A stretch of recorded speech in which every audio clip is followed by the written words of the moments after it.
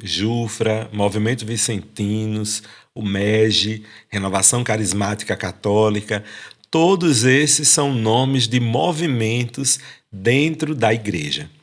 Mas aí, você que não faz parte muito da vivência eclesial, ou mesmo você que participa bastante da história da sua comunidade, já deve ter ouvido falar sobre movimentos na igreja. Mas de onde é que eles surgiram? Por que tem movimento? O que significa ter movimento na igreja? Para que eles servem? Pois muito que bem, neste episódio nosso do podcast Vamos Juntos de hoje, nós vamos resolver todas essas questões. E aí eu te convido a participar com muita atenção e abrir mesmo seu coração e seus ouvidos para acompanhar esse nosso episódio de hoje, que promete. Vocês vão entender tudinho depois da vinheta. Então, vamos juntos!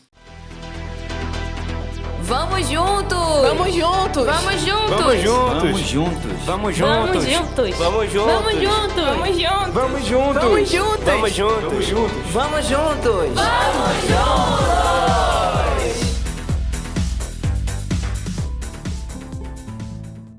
Então, queridos e queridas, sejam todos bem-vindos e bem-vindas a mais essa edição do podcast Vamos Juntos.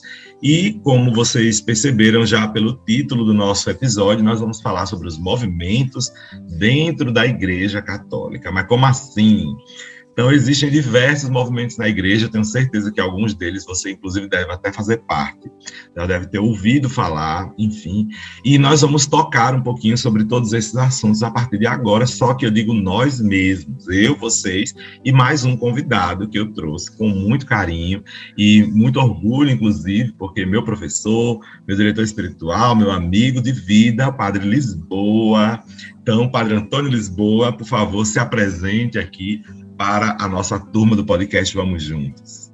Olá, Neto e queridos ouvintes do podcast Vamos Juntos, e também toda a juventude salesiana de Caetés, que é empenhada nesse trabalho pastoral, nesse trabalho missionário. É uma alegria poder estar hoje conversando com vocês. Eu sou Padre Lisboa, padre diocesano da Arquidiocese de São Paulo, sou natural do Maranhão e atualmente trabalho como pároco na paróquia São João Clímaco, na periferia de São Paulo, na região episcopal Ipiranga, e também trabalho com ensino na Faculdade de Teologia da PUC de São Paulo e do Centro Universitário Salesiano de São Paulo.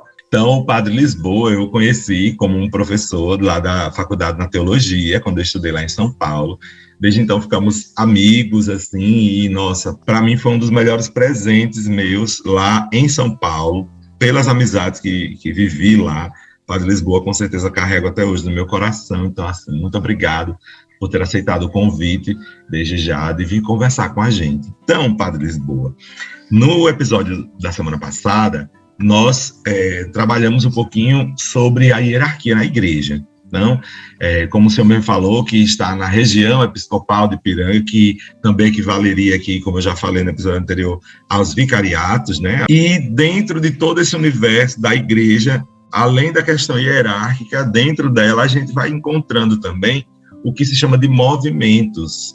Então, de onde vem essa história de ter movimentos na igreja? Existe movimento na igreja, a gente já sabe, mas assim, o que significam esses movimentos dentro da igreja?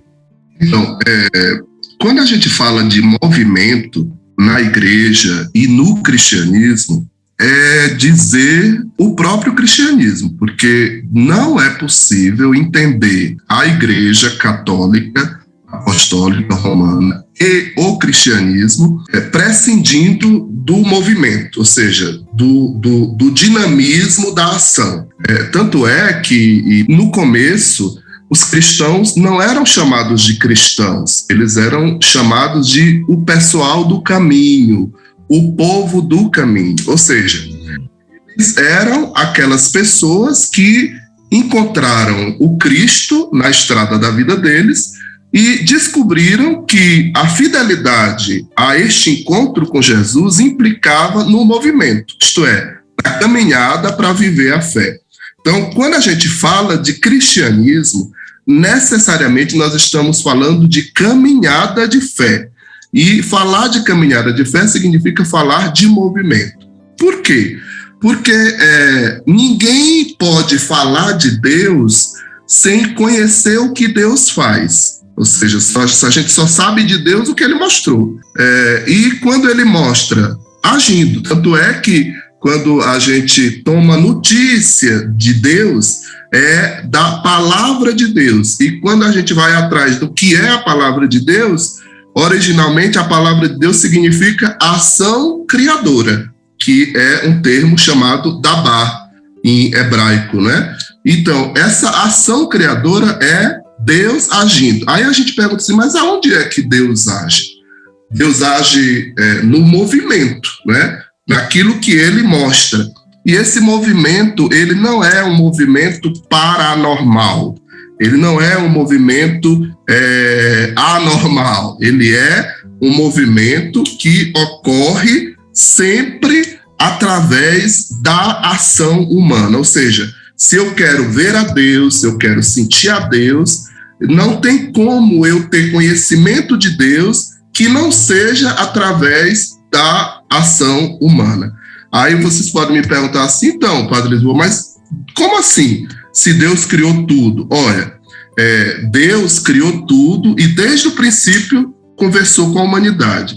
E nesse processo de conversar com a humanidade, ele foi mostrando para a humanidade que a sua vida é um movimento.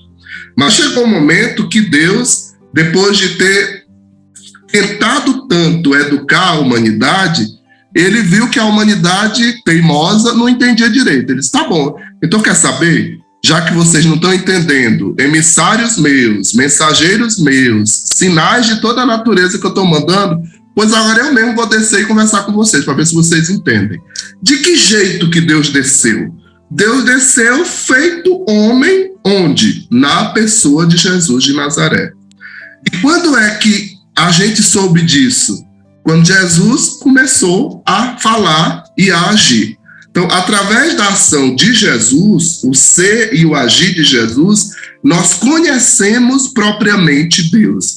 E em Jesus, Deus disse tudo. Ou seja, Jesus, ele é a palavra de Deus abreviada, como diz o Papa Bento XVI, num texto chamado Verbum Domini, que é sobre a palavra de Deus na vida e na missão da igreja. Ou seja, tudo que Deus é e tem para dizer foi compendiado na pessoa de Jesus encarnado.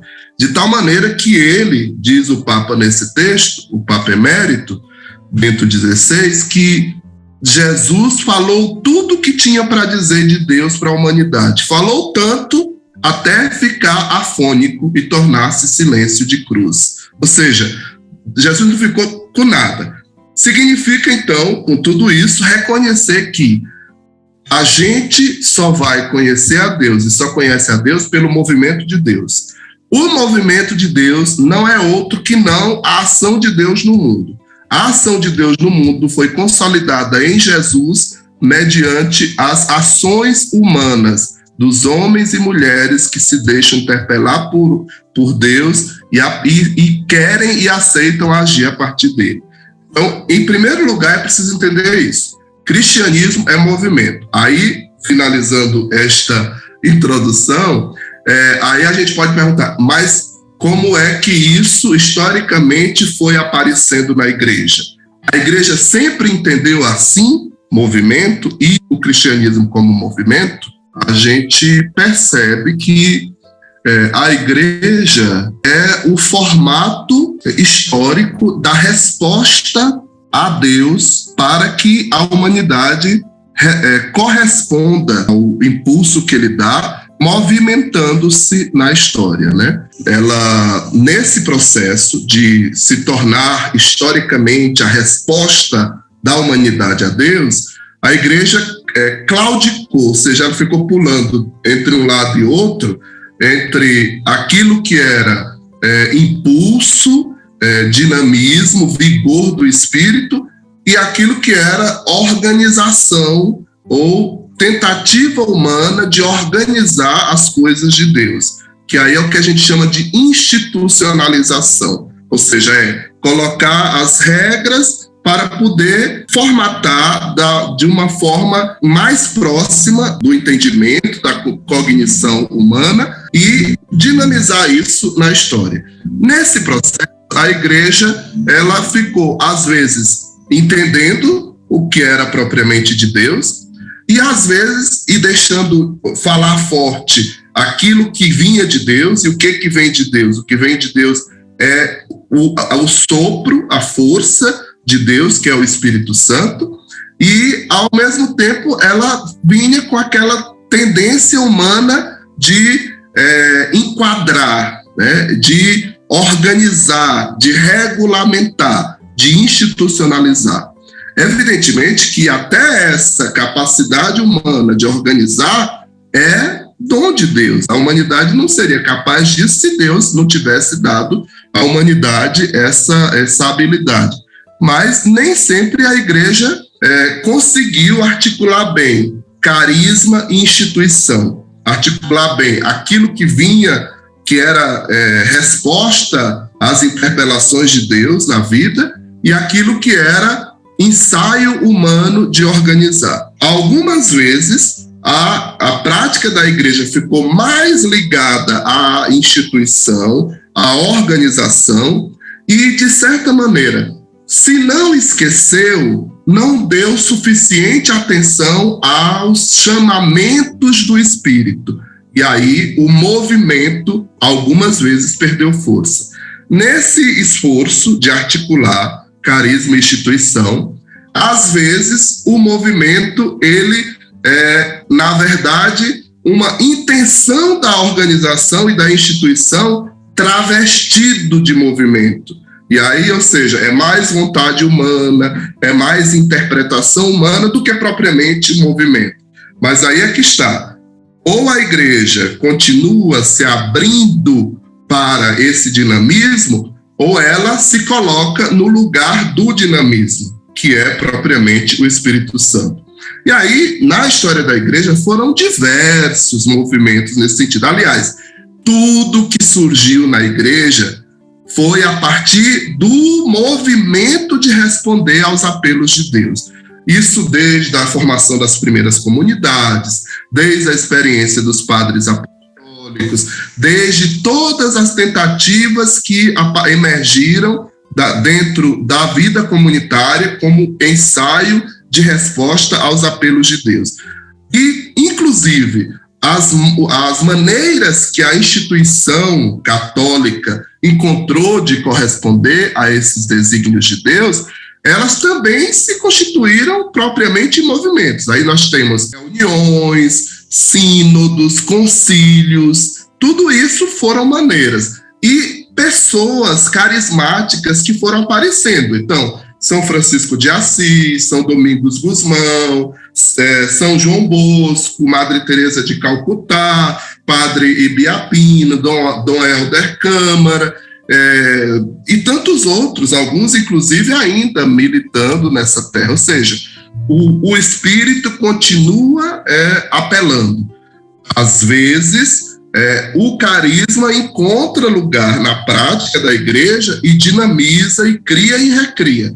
Às vezes, o aspecto formatado, enquadrado, que deveria ser sempre alimentado pelo carisma, faz uma força grande de se sobrepor ao carisma. Aí, nessa hora, precisa voltar à experiência originária, que é o que na vida religiosa e na ação pastoral e missionária se chama de refundação. Ou seja, voltar àquele sentimento, aquele ímpeto, aquilo que o livro do Apocalipse chama, voltar ao primeiro amor, isto é, tentar recuperar aquele fôlego, aquele sopro, aquele alento do primeiro momento, porque é esse movimento do primeiro momento que deve ser retroalimentado na prática da igreja. E, padre, o senhor estava falando aqui, logo no início, como é que os primeiros cristãos, antes mesmo de se chamarem cristãos, eram conhecidos como o povo do caminho, né? Isso já representava, de certa forma, um movimento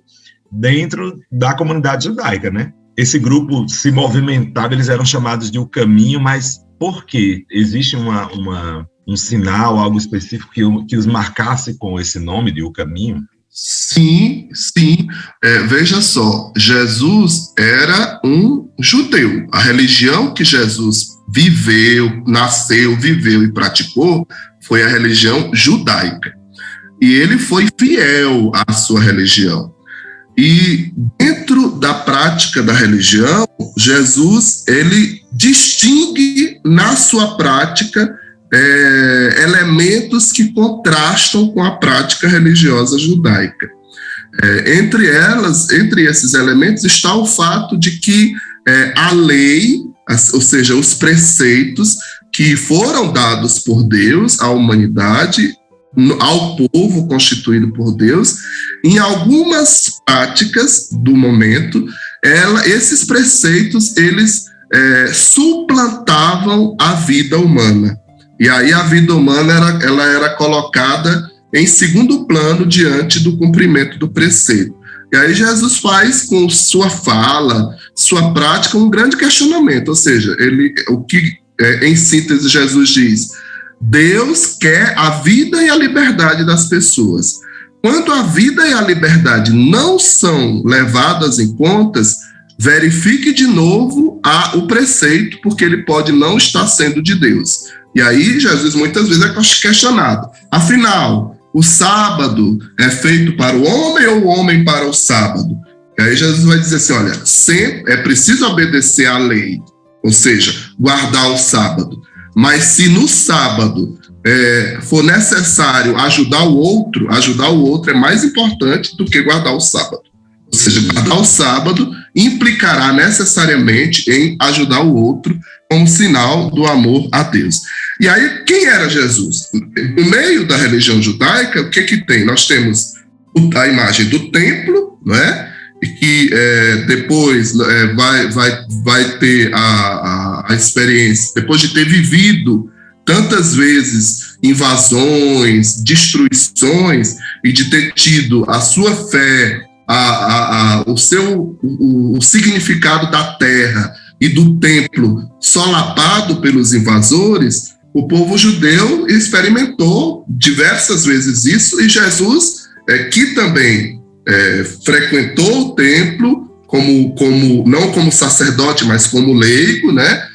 Que também frequentou a sinagoga, aquilo que a gente lê no capítulo 4 do Evangelho de Lucas. Ele estava na sinagoga e começou, e a ele lhe foi dado de fazer a leitura da lei. Ou seja, Jesus era um religioso, era um judeu praticante, ele não era um judeu à toa, ele era um judeu praticante.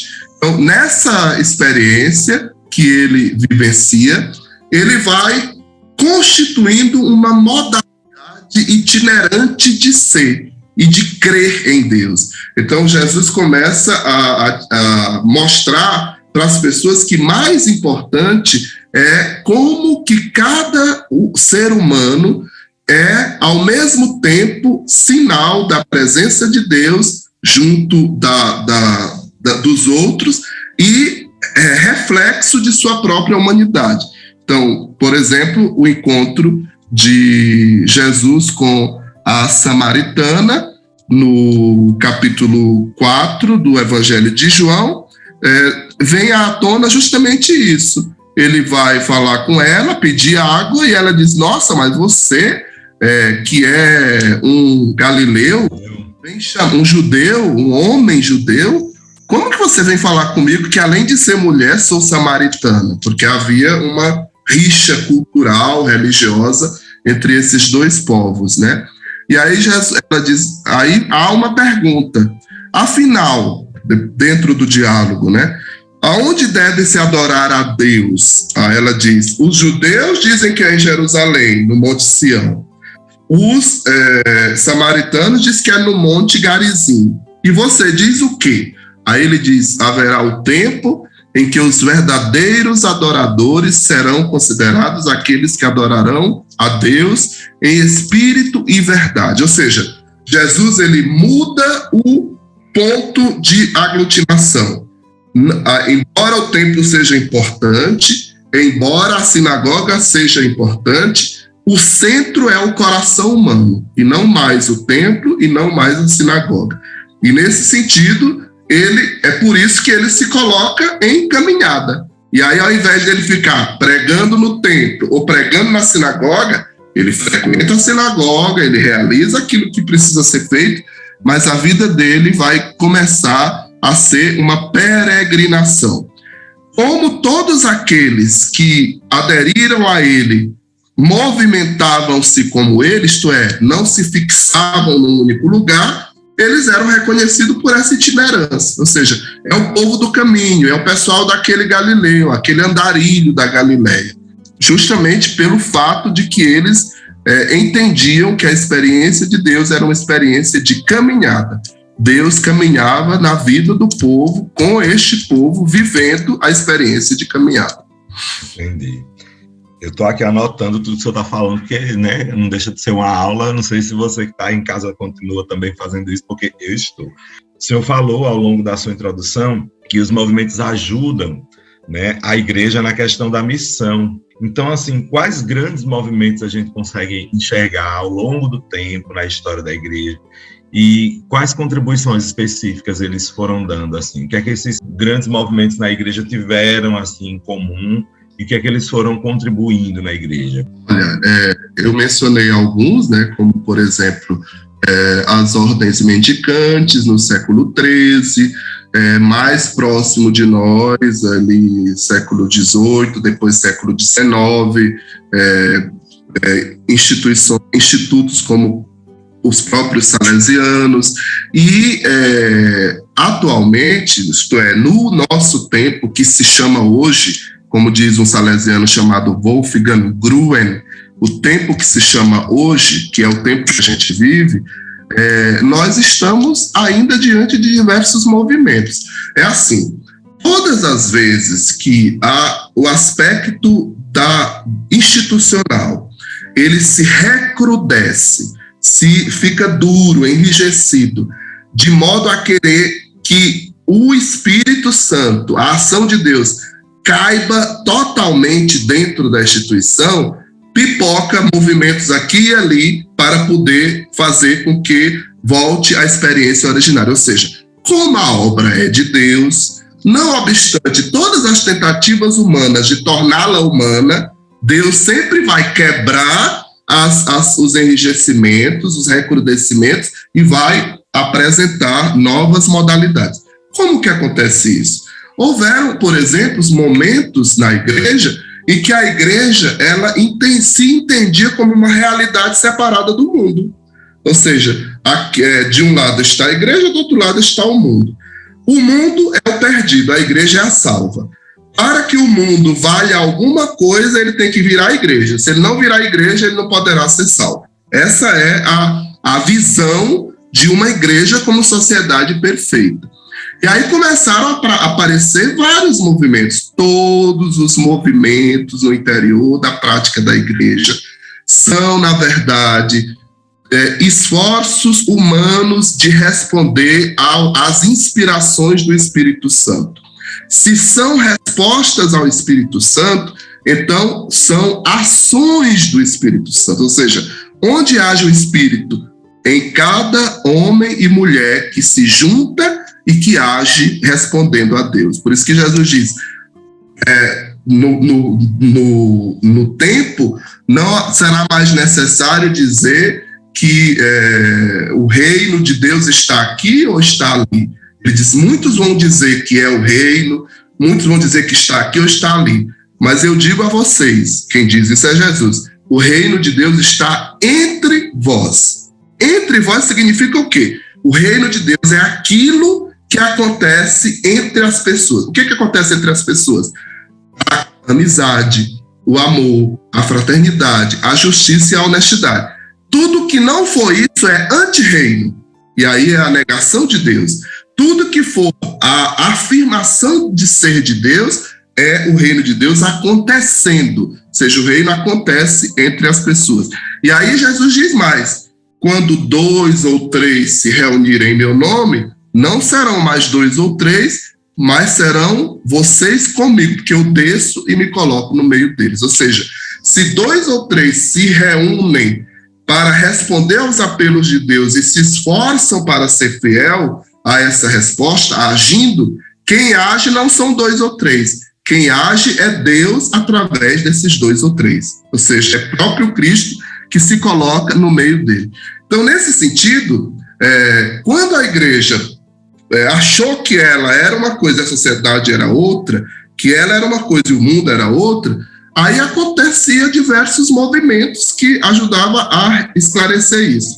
E há um movimento, um acontecimento que é muito importante para a igreja, que é um evento chamado Concílio Vaticano II. É justamente uma tentativa de resposta da parte da igreja, a partir da convocação do Papa São João XXIII, de reunir todas as igrejas de todas as partes do globo terrestre, por isso que ele é chamado de concílio ecumênico, ou seja, concílio da oicumene, isto é, da oikos toda, da terra toda, e ali a pergunta era essa: o que a igreja tem a dizer ao mundo contemporâneo?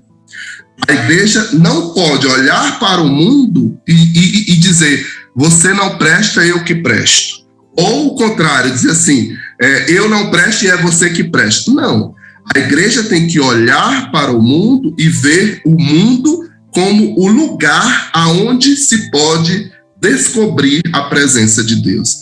Aonde é que Deus nasceu? Nasceu do seio de uma mulher chamada Maria, que estava casada com José, numa cidade determinada, pertencendo a um povo determinado e pertencendo a um lugar determinado. Ou seja, quando a gente diz, e o verbo de Deus se fez carne, significa que o verbo de Deus se fez cultura, se fez história, se fez povo, se fez classe social. Ele se converteu, ele se encarnou filho de um carpinteiro. Então, nesse sentido, Deus nos fala através do tempo. Então, Deus irrompe no mundo, ele surge no mundo, ele rompe as barreiras da história e faz, é como se em Jesus a eternidade se misturasse com o tempo.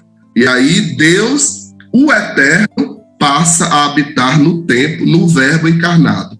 Gente como a gente, homem como a gente, humano como nós, que teve todos os sentimentos humanos, menos pecou. Ou seja, por ser Deus, ele não conheceu o pecado, não poderia pecar, porque ele é Deus, é inteiramente puro. Então, quando nós encontramos o evento do Concílio Vaticano II, nós estamos diante de uma igreja querendo responder a essa questão. O que o evangelho vivido pela igreja tem a dizer ao homem e à mulher contemporâneos? E aí é que acontece. O próprio Vaticano II foi que cunhou, aliás, resgatou a categoria sinais dos tempos. O que significa isso? Significa dizer que Deus não agiu no passado e parou lá. Deus agiu no passado, interpelou pessoas, constituiu a partir dessa interpelação grupos, comunidades, igreja, e continua interpelando pessoas que vão, a partir das respostas a essas interpelações, formando grupo, comunidade, igrejas. E aí Deus vai se mostrando nos dias de hoje. Então, qual é o sinal de que a igreja está viva? Ela está se movimentando. Então, os novos movimentos, por exemplo, que a gente chama hoje, né? O concílio ajudou a ver isso. Então, diversas pessoas começaram a se sentir tocadas por isso. Poxa, ser cristão significa fazer algo na vida por causa de Deus. Mas fazer algo na vida por causa de Deus é muito mais do que ir à missa. É muito mais do que fazer a primeira comunhão. É muito mais do que fazer a crisma. É muito mais do que ser membro de um grupo. Corresponder aos questionamentos de Deus, às interpelações de Deus, é deixar a vida toda ser transformada por Deus e passar a viver a partir dele. Então, qual é a grande tônica da vida de Deus revelada por Jesus? Que Deus é amor. E que amor que é Deus? O amor que troca? O amor que é toma lá da cá? o amor que faz esperando de ser retribuído, o amor de prosperidade, não. O que Jesus diz? Amar ao próximo gratuitamente, como a si mesmo. Ou seja, não há nenhum mandamento maior que esse. Aliás, essa é a síntese da vida. Então, nesse sentido, o que o cristão fundamentalmente é? Alguém que ama desinteressadamente. Então, se alguém diz que crê em Jesus, mas defende a pena de morte, defende aborto, defende preconceitos, defende discriminação em nome do que quer que seja, esta pessoa está iludida. Ela não conheceu Jesus e ela não foi transformada por Jesus. Ou seja, o encontro com Jesus transforma a vida da gente. E aí a gente, mesmo que às vezes a humanidade da gente, pecadora, às vezes vem um ímpeto de raiva, de indignação, e a gente possa até querer dar uns cascudos em alguém, a gente não dá, porque nós somos filhos de um Deus amor, que vai sempre, sempre procurar resgatar a pessoa. Então, assim, não há brecha na vida, por menor que ela seja, aonde não entra a misericórdia de Deus, o amor de Deus. Ou seja, sempre é possível restauração. E o movimento é justamente isso. E aí nós vimos, a partir do Concílio Vaticano II, que diversos movimentos foram aparecendo. Aí chamaram isso de novos movimentos. Isso existe dentro da Igreja Católica, existe dentro de outras igrejas cristãs não católicas e existe, inclusive, em outras experiências religiosas não cristãs. Por quê? Porque Deus é vida, e vida é ação, vida é movimento. E sempre que houver fé em Deus, haverá movimento por causa de Deus e em nome de Deus. E todas as vezes que o movimento, que a caminhada começar a ser aprisionado numa lei, numa rubrica, num enquadramento, o Espírito vai sempre encontrar um jeito de, através de alguém ou através de um grupo, quebrar a barreira e ir romper de novo em outra experiência renovada. Muito bem.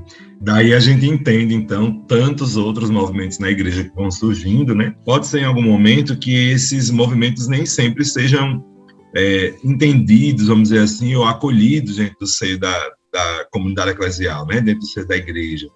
Então, se surge um movimento, como nós vemos aí, o movimento dos franciscanos, das comunidades mendicantes, né? Como a gente viu no início do século XIII, se surge, por exemplo, a partir do Concílio Vaticano II, Renovação Carismática Católica, ou os movimentos das comunidades eclesiais de base aqui na América Latina e em alguns outros países da Europa também, não com esse mesmo nome, mas com suas determinadas questões culturais, como é que o movimento passa a ser acolhido pela igreja? Porque existe, como o senhor fala, o movimento está muito do lado do carisma, está muito do lado do espírito, do dinamismo de Deus na história. Só que, para que a gente não passe a acreditar em qualquer coisa que aconteça e a gente interprete sendo tudo como sendo de Deus, existe então aí um processo de institucionalização dos movimentos, né? Então, como é que acontece se, por exemplo, surge um movimento em uma comunidade paroquial, uma comunidade de base, uma comunidade de fé? Como é que ele qual o processo que ele passa para ser acolhido e entendido como um movimento da igreja?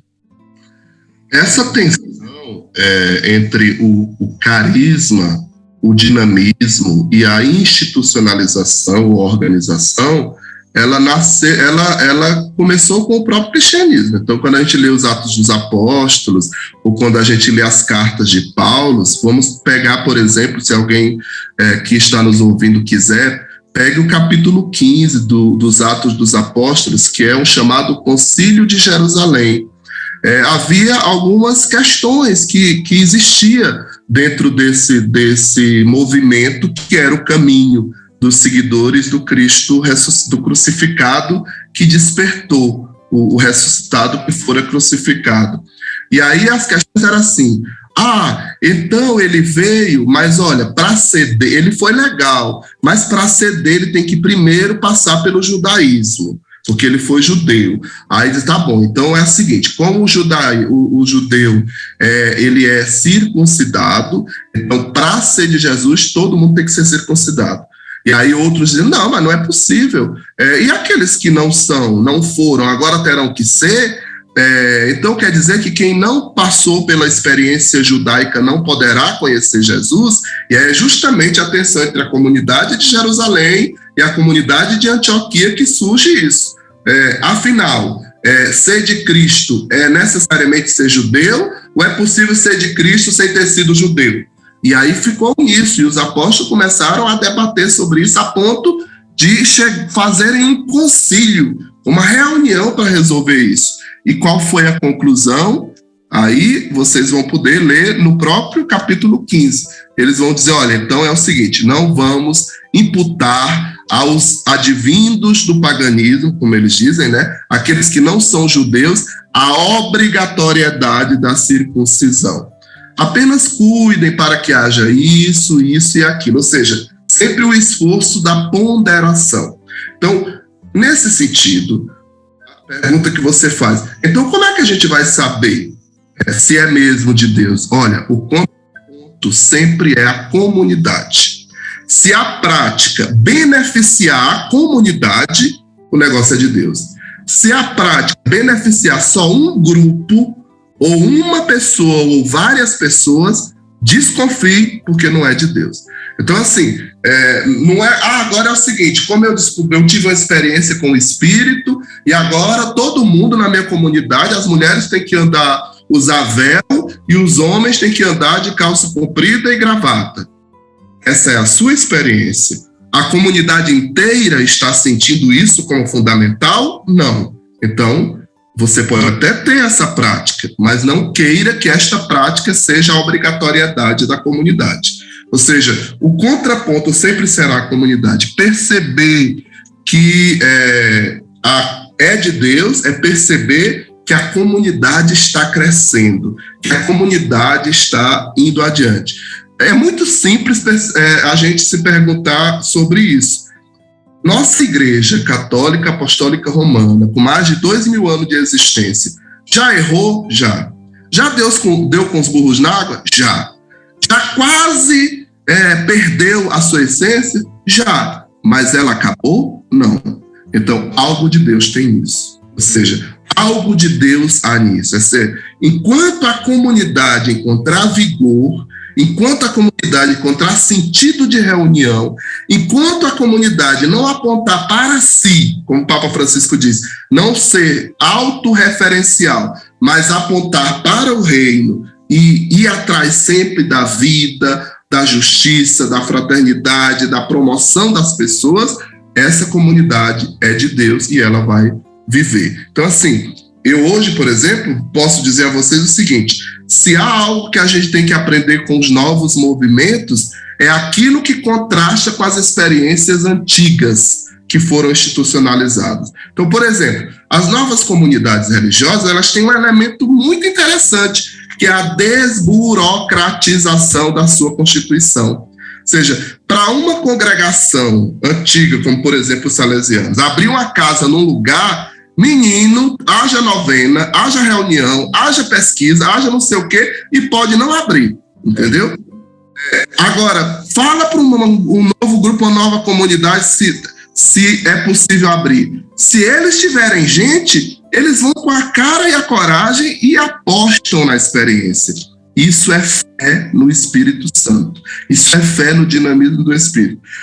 Falta muita humildade da parte de diversas comunidades, inclusive de nós, discípulos missionários, em reconhecer esse elemento. Um outro elemento que eu vejo, a diversidade da vida de oração e de celebração. Ou seja, a capacidade que tem de criar e de recriar gestos, falas, modos de agir como maneiras de conversar com Deus. Não ser sempre de um mesmo jeito. E aí, claro, aí o que acontece? Se por um lado tem isso de tão bom, por outro lado vai ter experiências do tipo que, pelo fato de haver uma experiência já antiga, esse espírito desburocratizado, novo, que vai criando e recriando novas práticas, pode se ver prisioneiro da repetição das velhas práticas. E aí achar que ela só será séria se ela repetir o que já existia, quando na verdade ela deverá ser séria porque ela promove a vida em comunidade e porque ela aceita ser desafiada pelo Espírito Santo.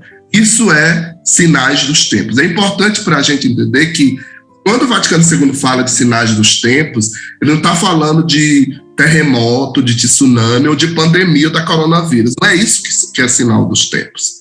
Não é disso. Aliás, isso não é sinal dos tempos. Isso é fenômeno da natureza, catástrofe, resultado do egoísmo humano, falta de cuidado, ausência de uma ética do cuidado e assim por diante.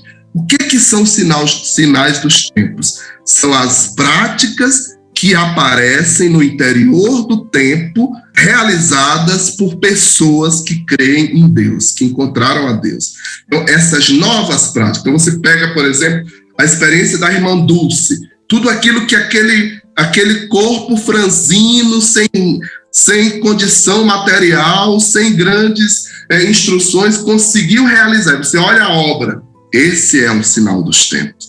Você pega a obra do Padre Biapino, você pega as famosas experiências das casas de caridade, ou mesmo todos os resultados das experiências dos encontros de irmãos em Recife, promovidos por Dom Helder Câmara.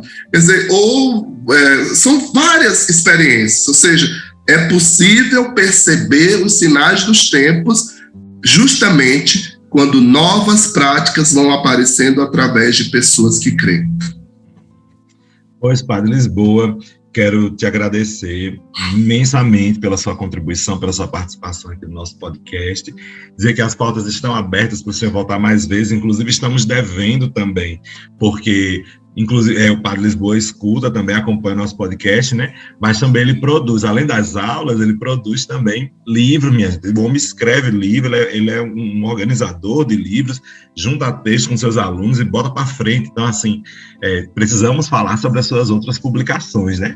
Então, conte para a gente ainda, senhor, além de encontrar com a gente aqui no podcast, aonde é que a gente pode lhe ver a partir dos seus livros também? Então, a gente trabalhou, pesquisou sobre as comunidades eclesiais de base, e aí saiu um texto chamado Comunidades Eclesiais de Base entre a Utopia e a Realidade, pela editora Santuário.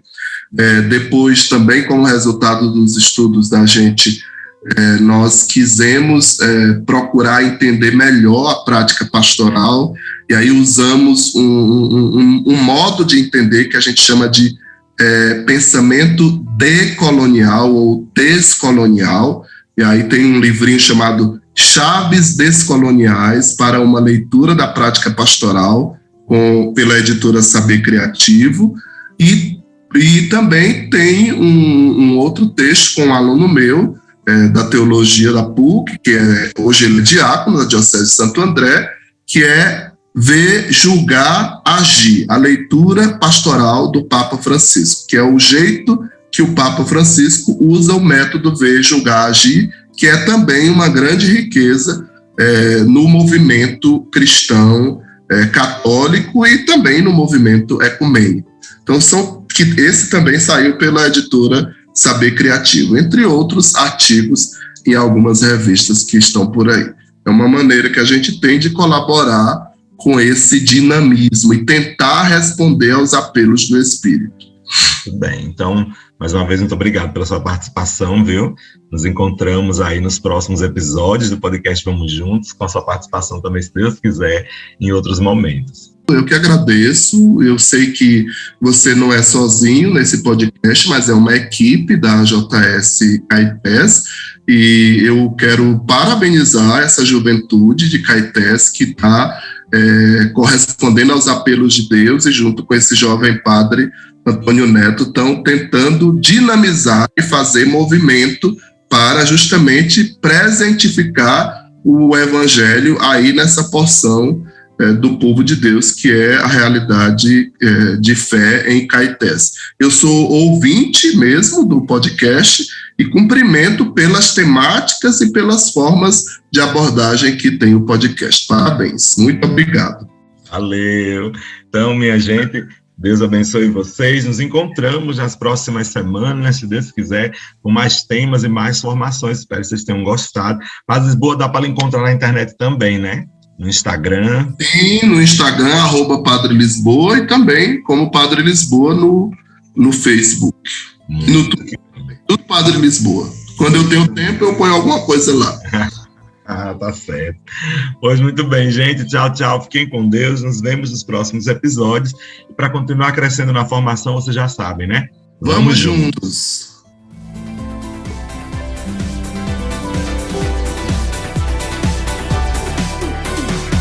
Esse podcast é uma iniciativa da AJS Caetés e Inspetoria Salesiana São Luís Gonzaga.